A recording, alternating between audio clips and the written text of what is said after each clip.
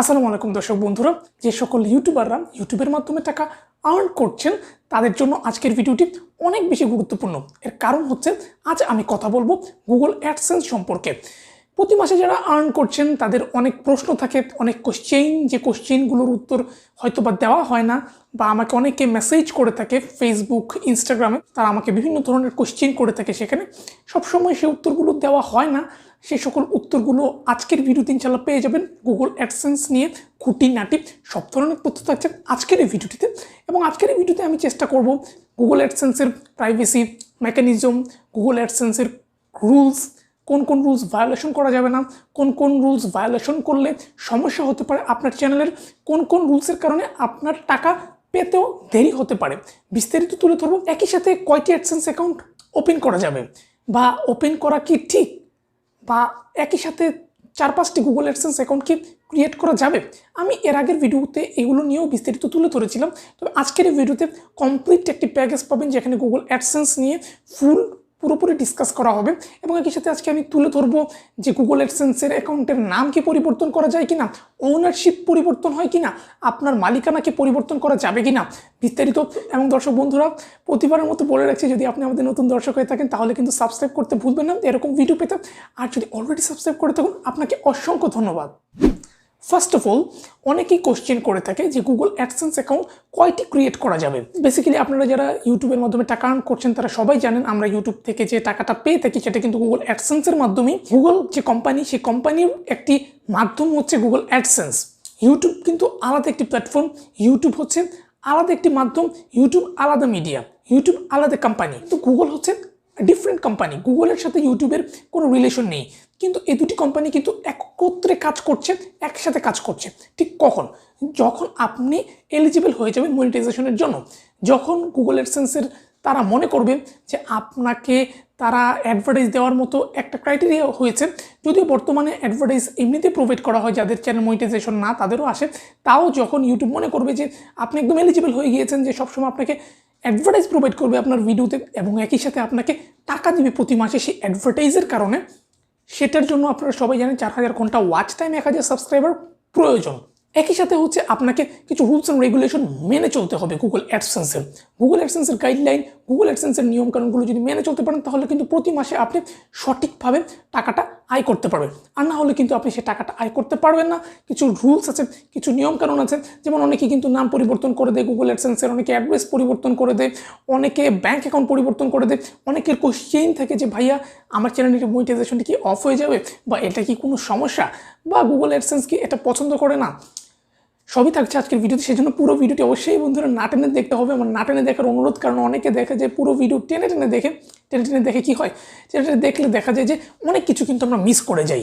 তাই চেষ্টা করবেন পুরো ভিডিওটি না টেনে দেখার, তাহলে সব কিছু সম্পর্কে আপনারা ধারণা পাবেন। ফার্স্ট অফ অল, যে কোশ্চেনটা থাকে সেই কোশ্চেনটা কি? সেই কোশ্চেনটা হচ্ছে গুগল অ্যাডসেন্স অ্যাকাউন্ট কয়টি ক্রিয়েট করব। একটি ইউটিউব চ্যানেলের জন্য একটি গুগল অ্যাডসেন্স অ্যাকাউন্ট রাখবেন, 10টি ইউটিউব চ্যানেলের জন্য ঠিক একটি গুগল অ্যাডসেন্স অ্যাকাউন্টটি রাখতে হবে। এর কারণটা কি? এর কারণটা হচ্ছে যে ইউটিউব চায় না যে আপনি 10টি গুগল অ্যাডসেন্স অ্যাকাউন্ট ক্রিয়েট করুন। এটা তাদের প্রাইভেসির জন্যই হোক, বা আপনি বেশি টাকা আর্ন করে ফেলছেন কিনা, বা আপনি গুগল অ্যাডসেন্স থেকে কত টাকা আর্ন করছেন একজন ব্যক্তি, সেটার বিভিন্ন রিজনেই তারা একটি অ্যাডসেন্স অ্যাকাউন্টই আপনাকে ওপেন করতে বলবে।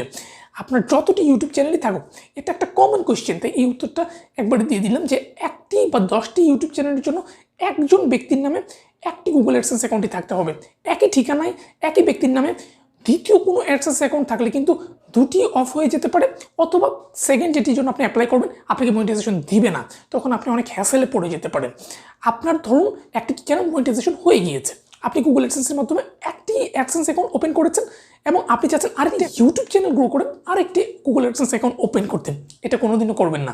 আপনার সেকেন্ড ইউটিউব চ্যানেলের জন্য আপনি ঠিক সেই নাম, সেই অ্যাডসেন্স অ্যাকাউন্টটি জুড়িয়ে দিবেন, অর্থাৎ একটি অ্যাডসেন্সের নামে ইউটিউবের দুটি চ্যানেল থেকে যাবে। সেক্ষেত্রে দুটি ইউটিউব চ্যানেলের আর্নিং আপনার সেই একটি অ্যাডসেন্সে কিন্তু চলে আসবে।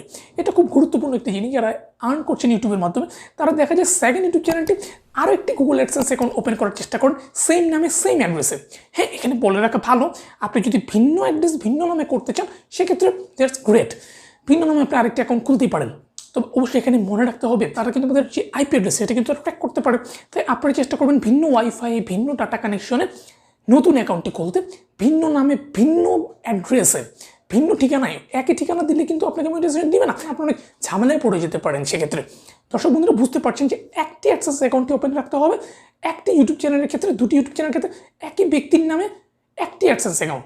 10টি অ্যাডসেন্স অ্যাকাউন্ট 10টি চ্যানেলের জন্য না, একজন ব্যক্তির নামে একটি অ্যাডসেন্স অ্যাকাউন্টই থাকবে, অর্থাৎ সেম একই নামে একই অ্যাড্রেসে কিন্তু ভিন্ন ভিন্ন অ্যাডসেন্স অ্যাকাউন্ট ক্রিয়েট করা কখনোই সম্ভব না। সেকেন্ড যে কোশ্চেনটা সচরাচর সবাই করে থাকে সেটা হচ্ছে, ভাইয়া আমার একটি ব্যাঙ্ক অ্যাকাউন্ট আছে, আমি কি অন্য একটি ব্যাঙ্ক অ্যাকাউন্ট দিলে কোনো সমস্যা হবে কি না? না, এটা আপনি পরিবর্তন করতে পারবেন, 2-3 বারের মতো পরিবর্তন করতে পারবেন, কিন্তু ঘন ঘন পরিবর্তন করা যাবে না। এটা একটা সীমাবদ্ধতা রয়েছে। বারবার পরিবর্তন করলে কিন্তু তারা স্প্যাম মনে করবে আপনাকে মনে করবে আপনি কোনো ক্রাইম করার চেষ্টা করছেন, সেটা কোনোদিনও করা যাবে না। দর্শক বন্ধুরা, আপনি যদি ব্যাঙ্ক অ্যাকাউন্ট চেঞ্জ করতে চান অ্যাড পেমেন্ট অপশনে গিয়ে, ঠিক সেমভাবে আপনারা প্রাইমারি একটি ব্যাঙ্ক অ্যাকাউন্ট দিয়ে দিলে কিন্তু আপনারা সেটা আগে যেটা ছিল সেটা রিমুভ করে দিতে পারবেন, বা থেকে গেলেও সমস্যা নেই। আপনার বর্তমানে নতুন একটি ব্যাঙ্ক অ্যাকাউন্ট দিয়ে দিলে সেখানেই টাকা চলে যাবে, একদম ডিলেও হবে না, খুব দ্রুত। আবার অনেকের কোশ্চেন থেকে, ভাইয়া জিমেলে মেইল এসেছে যে আমার অ্যাকাউন্টে টাকা চলে গিয়েছে, 5 কর্মদিবসের ভিতরে আমি টাকা পেয়ে যাব, কিন্তু আমি টাকা পাইনি, এখন কি করব? এটা কমন কোশ্চেন, খুব একটি গুরুত্বপূর্ণ কোশ্চেন, টাকা কেন আমরা পাই না। সেক্ষেত্রে ব্যাঙ্ক একটা বড় ফ্যাক্টর।